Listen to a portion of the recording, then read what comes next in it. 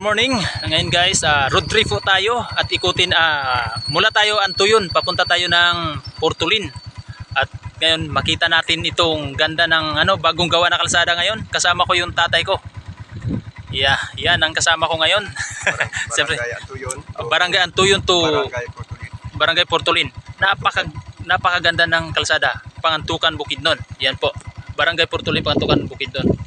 So, yan guys, samahan niyo po kami guys. Napakaganda guys kahit panoorin nyo. Yan. So ito mga ka-Rick Vlogs TV. Ito po yung update ng daan natin mula mula Antuyon, Pangantukan, Bukidnon. Going to Fortulin, Pangantukan, Bukidnon. So, and guys, nag-road trip po tayo kasama po yung aking tatay. Yan. Ito po by Albert. Ito na po ang daan mula po Antuyon po dahil Antuyon na po ang daan papuntang Portulin, Pangantukan, Bukidnon, no, papunta sa atin. Kaya napakaganda na po ang kalsada. Makikita natin guys, napakaganda, hindi lang kalsada pati view. Yan po ang papuntang papunta sa amin, ho. Yan.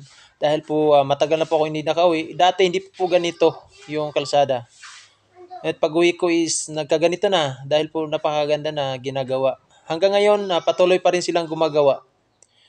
So ngayon, iano ko sa inyo guys kung anong lugar na po ang ating nadadaanan. Okay po? Yeah, tuloy-tuloy lang po tayo. Yan po, napakaganda. Yan guys. Yan, tuloy-tuloy lang po. Yan. Sa may pa po yan, malapit pa po sa Bungbong. Yan. Yan, makikita ho natin yan. Tapos pag baba niyan, ayan, yung ginagawang kalsada, ginagawa pa po yung extension po dahil po patuloy pa po silang gumagawa, hindi pa tapos. Diyan po, pagliko natin dyan is baba po yan ng Tulugan. Yan. Barangay Sitio Tulugan. Yan. Pero sa unahan pa po. Sa unahan pa po yan. Yan. Kaya by Bert, maganda na po yung kalsada natin. Papuntang na yan. Papuntang Ota. Tapos may konting hindi pa samento. Konti na lang. Ngayon, ginagawa nila yan.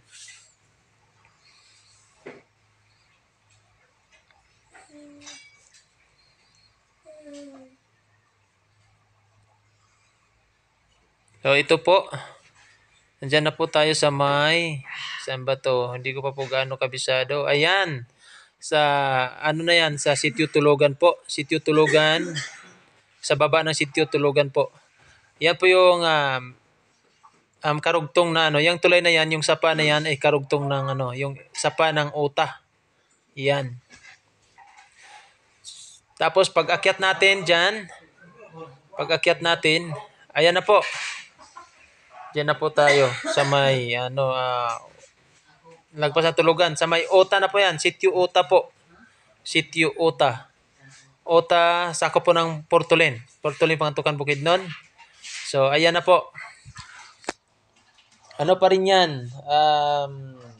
Diyan po, sementado na po yan. Sementado pa rin po. Hanggang sa na yan, sa may, yung pagliko, malapit na sa Portulin. Yan. Yan, napakaganda guys dahil po sementado na po talaga. Yan po yung update natin mga kaibigan. Dahil po napakaganda na po ng kalsada ng ating barangay ngayon. At patuloy pa na gumagawa ng kalsada. At saka dyan po, makikita natin, ano na ba yan? Ayan. Ayan po, Sitio, Sitio Ota. Ayan, kung makita natin, Sitio Ota po yan, makikita ng mga bahay-bahay. Sitio Ota. Siyang madadaanan natin, Sitio Tulugan, Sitio Ota, Then, yan na po, Portulin, Pangantukan, Bukidnon. Yan na po.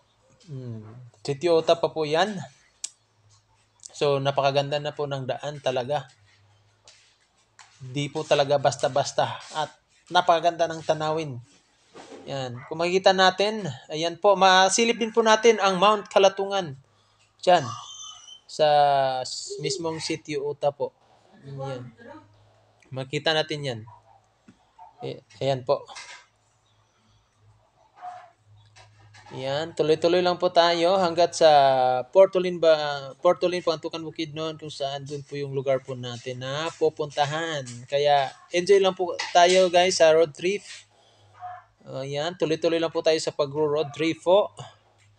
Hanggat sa makarating po tayo. Hanggat sa makarating po tayo guys. Napakaganda ng lugar namin guys. Yan po. So, tuloy-tuloy lang po tayo. Tuloy-tuloy lang po tayo. Yan. Yan po. Yan po, Sitio Ota po yan. Sitio Ota. Yan. Then, makikita natin dito guys. Malapit na po ito sa Portulin. Diyan. May ano po. Hanggang dyan po yung semento. Dahil yung extension po ay patuloy pa pong ginagawa. Kaya po naputol. Yan. Ayan, yung request mo by Albert. Yan na po by Albert. Hanggang ano to by Albert? Hanggang doon sa inyo. Hanggang doon sa inyo. Sa inyo mismo. Hanggang sa inyo mismo.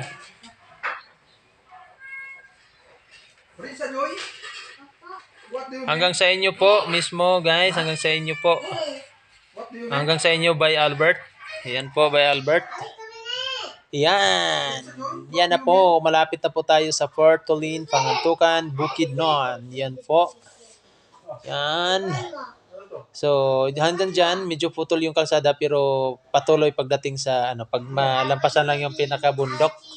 Bundok na lupa na hindi pa inaano ng piloder. Yan. Yan po guys. Yan po. Ayan po guys. Yan. Patuloy lang po tayo guys. Yan ang Portulin, Pangantukan, Bukidnon. Malapit na po tayo. Yan. Kaya kailangan lang po enjoy lang po tayo sa pag-road trip dahil gamit natin is motor lang po guys, motor. At hindi lang naman po ako guys ang nag road trip kundi kasama ang tatay ko. Okay. Yan. Yan po, medyo malapit-lapit na po tayo sa Barangay Portulin. Pangantukan, Bukidnon. Napakagandang Bukidnon. Napakaganda tanawin sa Bukidnon. Talagang hindi nakakasawang tignan. Hindi talaga nakakasawang tignan guys. May enjoy talaga kayo. Ayan. Tapos dyan, pagbaba guys. Ayan. Pagbaba, tapos pagliko dyan. Medyo may putol po dyan na kalsada dahil yan nga sinasabi ko is patuloy pa pong ginagawa. Dahil hindi pa po tapos yung kalsada. At nandyan pa rin naman, nag-ooperate yung mga gumagawa ng kalsada. Ayan. Ang malaga, makikita po natin. Kahit ganun pa man, di pa naman tapos. Pero pwede naman po daanan ng 4-wheel at single na motor. Kagaya ng ginagamit natin pang road trip. Yan po. Ay motor lang po gamit natin guys. Ayan. Ayan po, at yan, makikita na yung paisa-isa na bahay sa, sa Portulin. Portulin na po tayo. Portulin. Ayan. Tapos pag akyat po, pag-akyat, yan, yan. Diyan po, ayan, Portulin na po. Diyan po mapuputol po ang ating kalsada po. Diyan po mapuputol. Yan po, putol na po. At dyan ay patuloy pang ginagawa patuloy pa pong ginagawa. Yan po, patuloy pang ginagawa guys hanggang sa doon po sa pinaka barangay na po. Barangay, patuloy pang ginagawa at malalaking kalsada talaga kasi national road po yan.